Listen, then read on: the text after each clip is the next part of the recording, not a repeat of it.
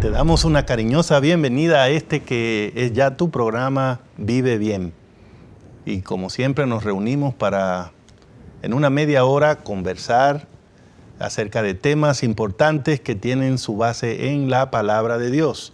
Para eso siempre contamos con la grata compañía de los pastores Vladimir Polanco, Adam Dick y el pastor Gamaliel Grano, que nos acompañan para hacer el programa cada vez. Recuerden que ya estamos en los últimos capítulos de este libro que ha servido de base a la serie de programas que hemos estado presentando para ustedes. El libro se llama Dedicados a la Tarea y yo quiero animarles para que lo busquen, lo descarguen gratuitamente. Hay un código QR aquí en pantalla que usted puede ahora mismo accesar a una copia digital gratuita de este libro y ampliar toda la información que nosotros estamos apenas comentando acá. Y bueno, amigos, hoy quiero invitarles para que hablemos un poquito acerca de lo que el autor ha presentado en el capítulo 12, que lleva por título El Señorío de Cristo.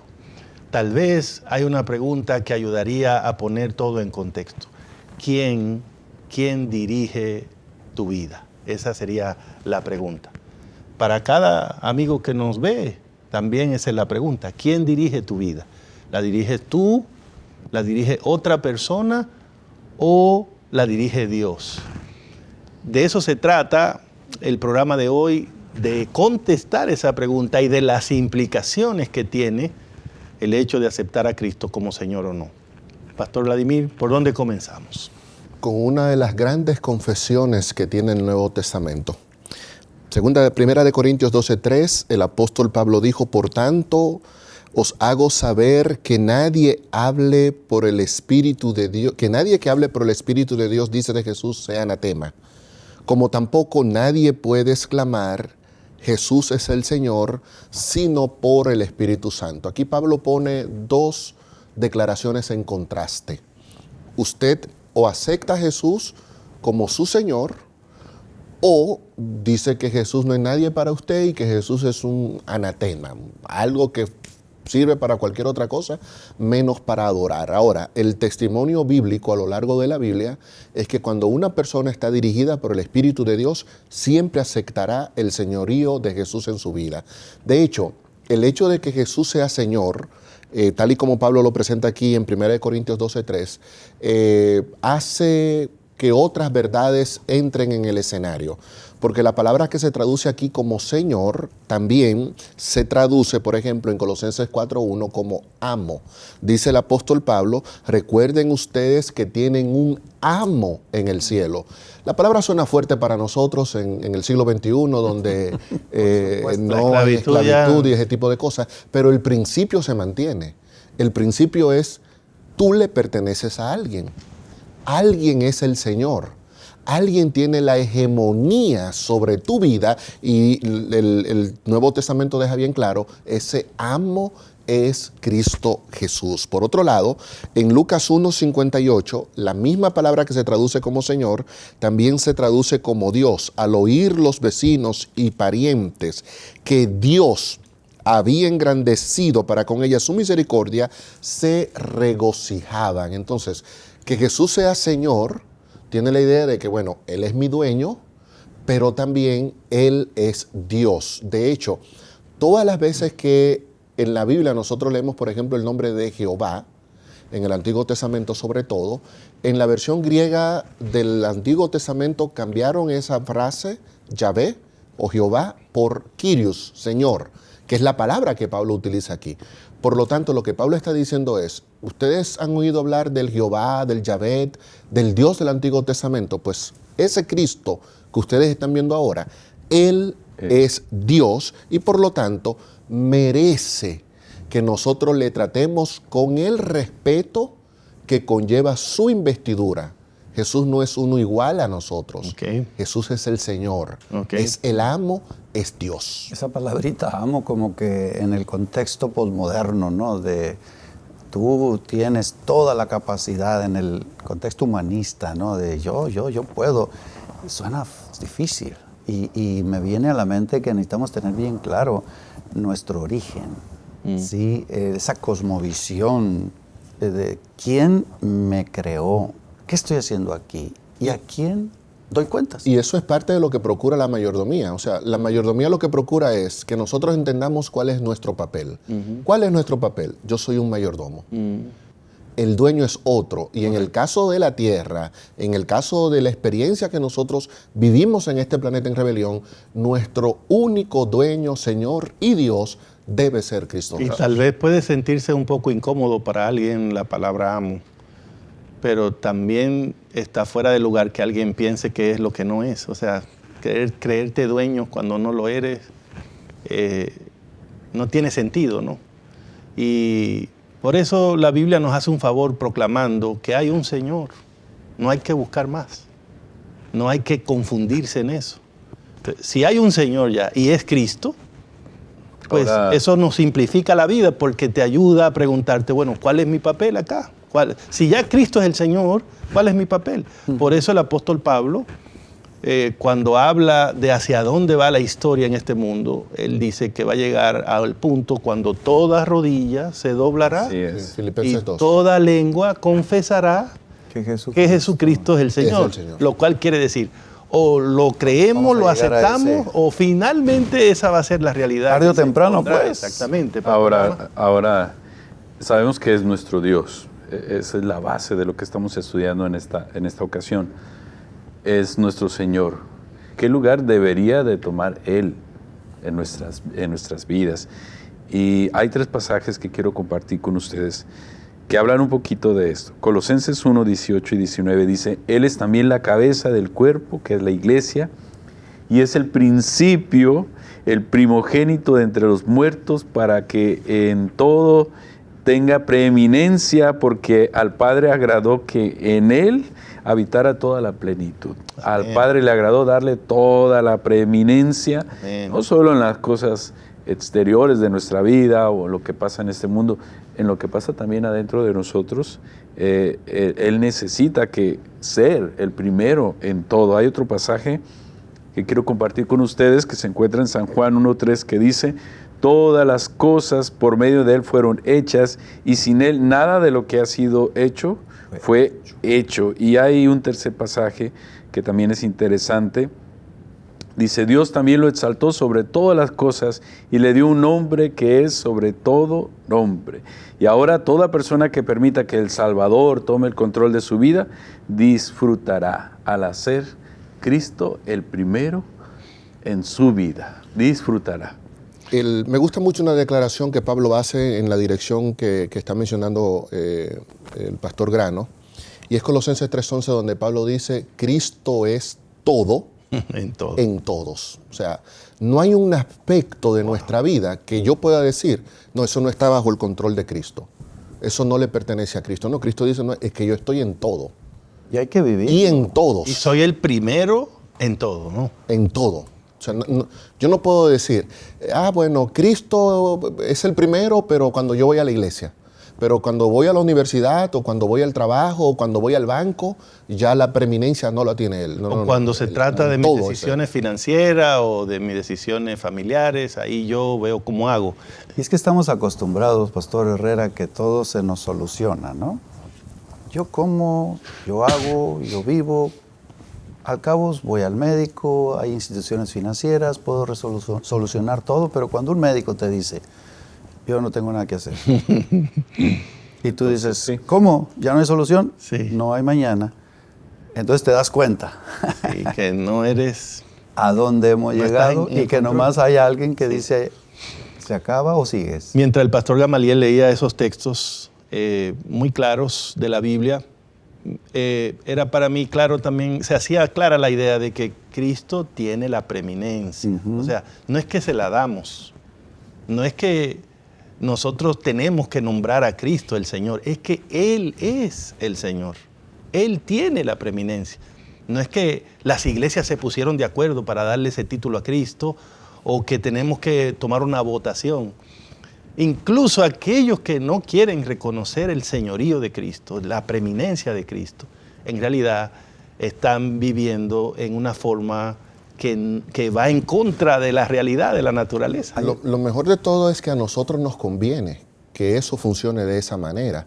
Hay una cita que el pastor y Verduzco, el autor del libro, cita en la página 158, donde leemos lo siguiente: Jesucristo, su espíritu, su carácter, da color a todas las cosas.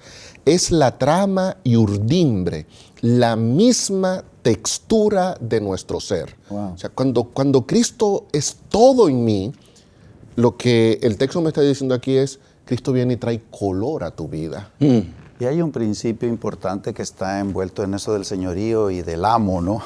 Que puede sonar un poquito arbitrario.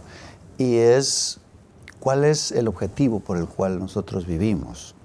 ¿Verdad? Y uno de los principios fundamentales que están incluidos allí es precisamente que nadie vive para sí mismo.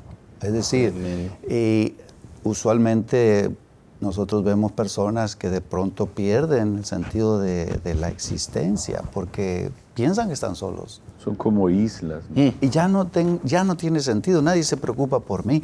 Pero me encanta cómo Dios nos hace una familia. Dice, es que tú no vives para ti mismo. Tremendo. Y hay una cita, Job 12:10, que puede ayudarnos a abundar en esto. Dice, y en su mano está el alma de todo viviente, el hálito de todo el género humano.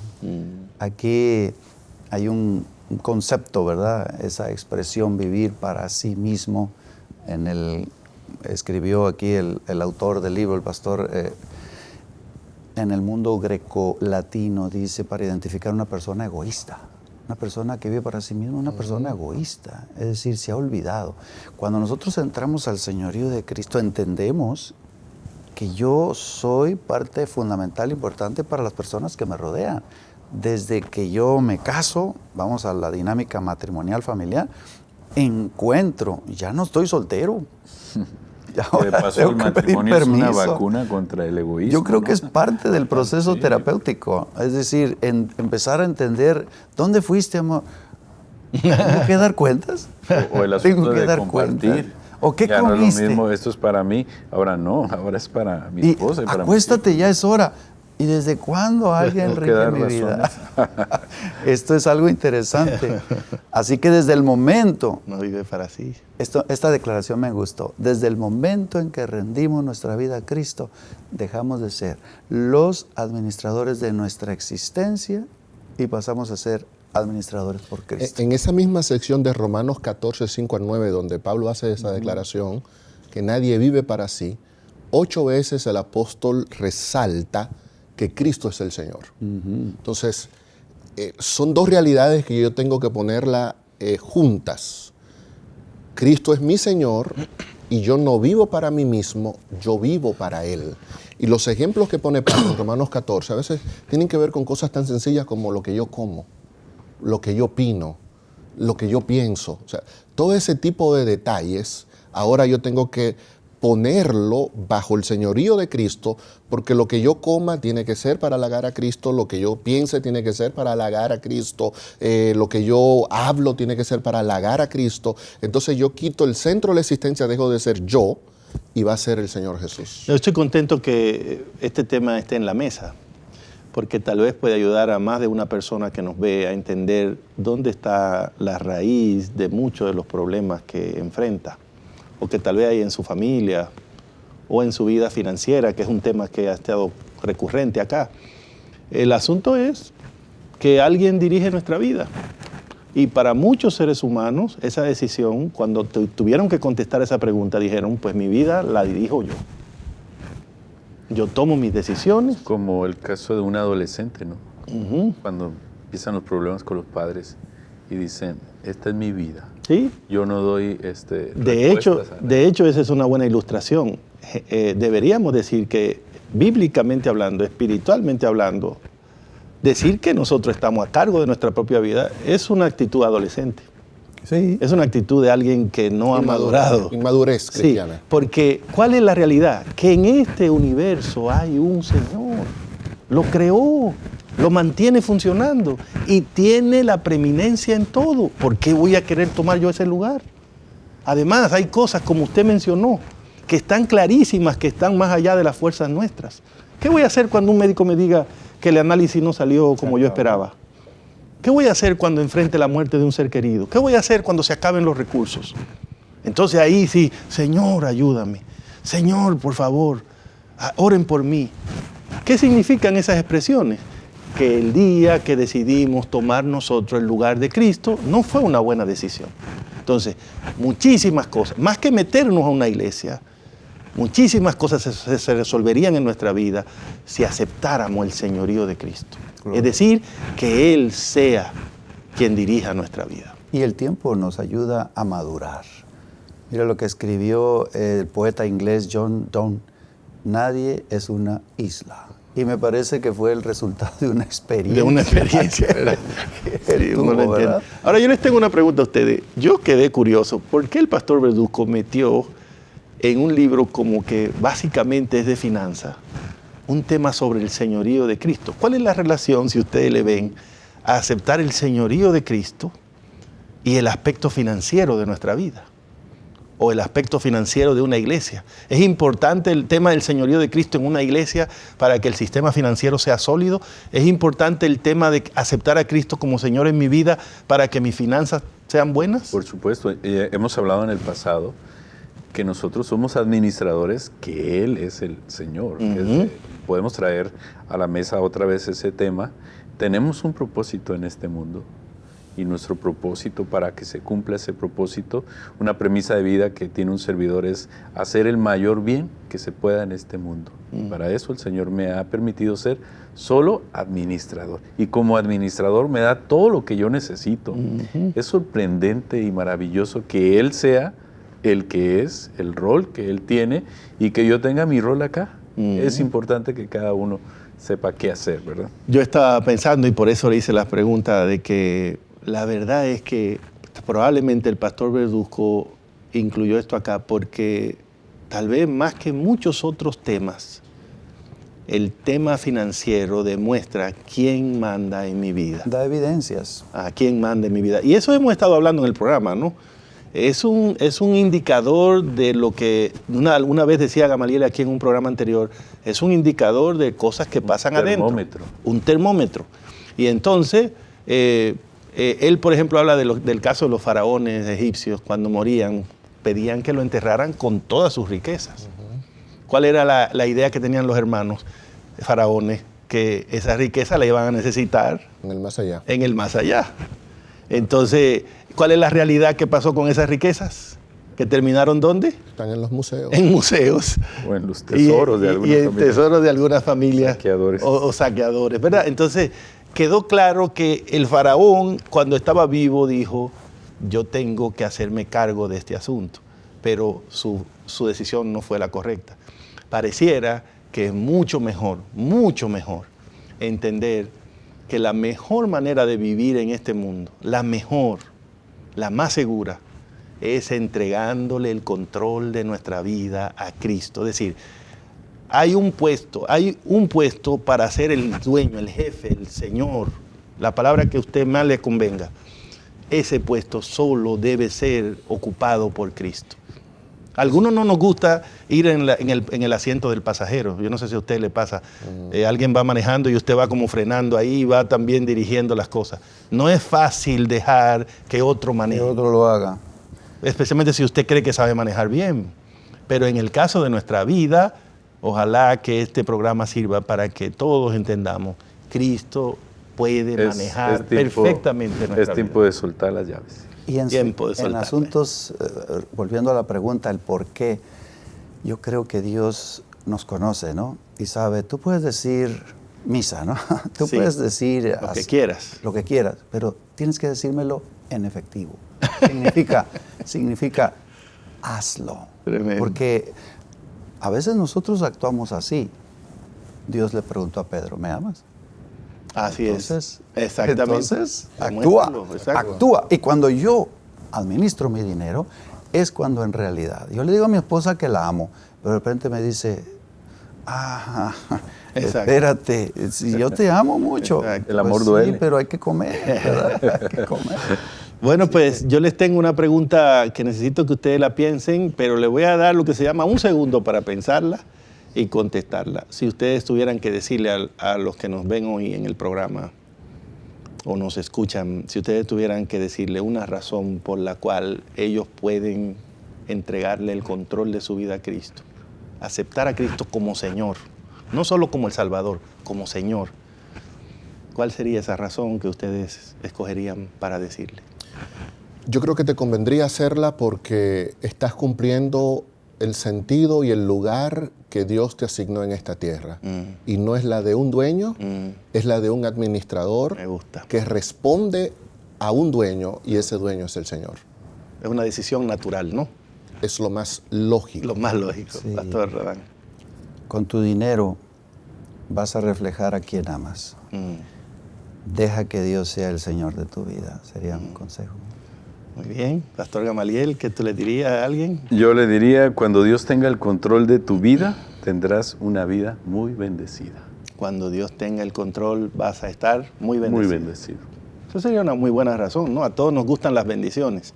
Yo quiero regalarle a todos los que nos ven hoy una declaración bíblica del apóstol Pedro que usted puede encontrar en la primera carta de Pedro, en el capítulo 2, en el versículo 7.